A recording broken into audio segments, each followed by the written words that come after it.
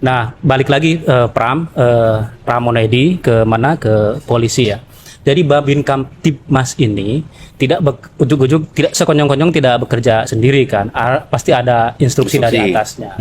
Nah, yang kami peroleh instruksinya datang dari petinggi kepolisian di Sumatera Utara. Jadi begitu masif di sana itu, semua Polres dan Polsek mendapatkan instruksi itu. Tentu tidak ada secara ini ya, tertulis. Ya, itu tentu dengan lisan. Gitu. Nah, kita sudah ketemu ya dengan polisi di sana ya? Sudah ketemu yang cerita polisi di sana.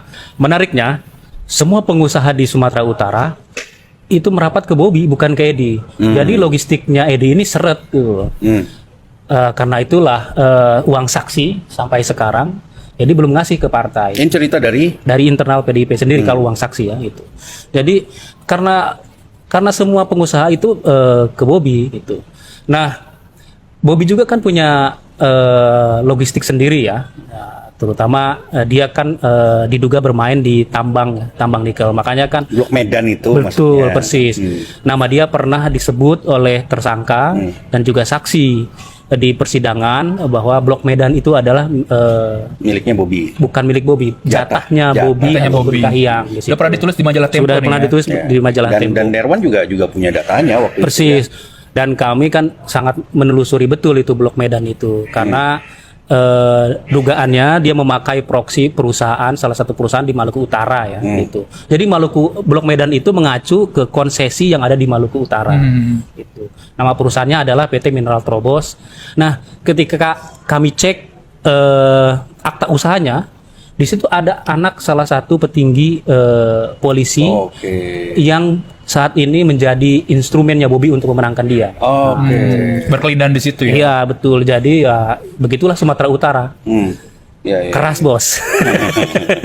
Oke, baik. Oke, tadi udah ada petinggi kepolisian, tapi dengar-dengar juga ada mantan petinggi kepolisian di sana yang juga masih cawe-cawe tuh di Sumatera Utara untuk membantu memenangkan Bobi. Iya betul. Sekarang ada mantan polisi yang menjadi menteri ya di kabinetnya. Sudah jadi menteri. Ya, di kabinetnya Prabowo yang masih menjadi bagian dari tim pemenangannya Bobi. Sampai sekarang. Oh, karena gua tahu nih siapa nih. Iya, karena dulu dia ingin menjadi orang nomor 1. Oh, Kapolri. Iya, di kepolisian. Tapi dengan akhirnya gagal ya. Akhirnya gagal. TBL. Ya. TBL apa tuh? Tim baik layar. Bukan takut banget loh.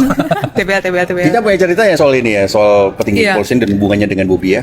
Ya, sebetulnya memang si petinggi kepolisian, mantan petinggi di kepolisian itu pernah dibawa Bobi ke petinggi PDIP untuk melobi agar petinggi kepolisian ini saat itu menjadi Kapolri, menggantikan Listio karena rekam jejaknya. Tapi kemudian ditolak. Nah, petinggi PDIP ini menyampaikan kepada Jokowi waktu itu beberapa tahun yang lalu. Lalu menyampaikan kepada Jokowi, Bobi minta agar nama ini nanti menggantikan Listio sebagai Kapolri. Kemudian Jokowi meng-cross check langsung ke Bobi dan Bobi tidak mengaku bahwa itu dari malah dia. mengelak itu. Jadi memang sejak Bobi menjadi wali kota Medan, mantan petinggi kepolisian ini membantu Bobi untuk memobilisasi pengusaha. Ya. Gitu. Jadi dia yang mencarikan sumber-sumber dana, kemudian membantu untuk turun ke bawah, gitu, membentuk instrumen sampai ke bawah, gitu. Oke. Dan ini juga sebenarnya ikut bermain di Jawa Tengah juga ya waktu itu ya? Ya benar. Waktu itu Egy yang menulis ya. Oke. Ya, waktu Pilpres. Ya. Oke. Oke. Ya. Nah sekarang perannya juga masih sentral berarti dia? Iya. Iya, sebetulnya di PDIP sendiri Sumut ini juga menjadi battleground ya, Pram, untuk pilkada. Kenapa? Karena Edi Rahmayadi elektabilitasnya stagnan bahkan cenderung turun. Kenapa? Karena ternyata ada permainan narasi di bawah, terutama Edi Rahmayadi ini kan lemah di Sumatera Utara bagian barat gitu. Kelompok banyak yang secara latar belakang itu Kristen dan segala macam. Ada permainan narasi ketika dulu Edi menjadi gubernur, dia sempat menyampaikan sesuatu yang blunder. Misalnya soal pemusnahan babi, yang kedua soal wisata halal gitu. Nah, PDIP ini sedang mengotak-atik narasi agar Edi Rahmayadi selamat dari dua narasi itu. Karena di bagian barat ini sangat sensitif.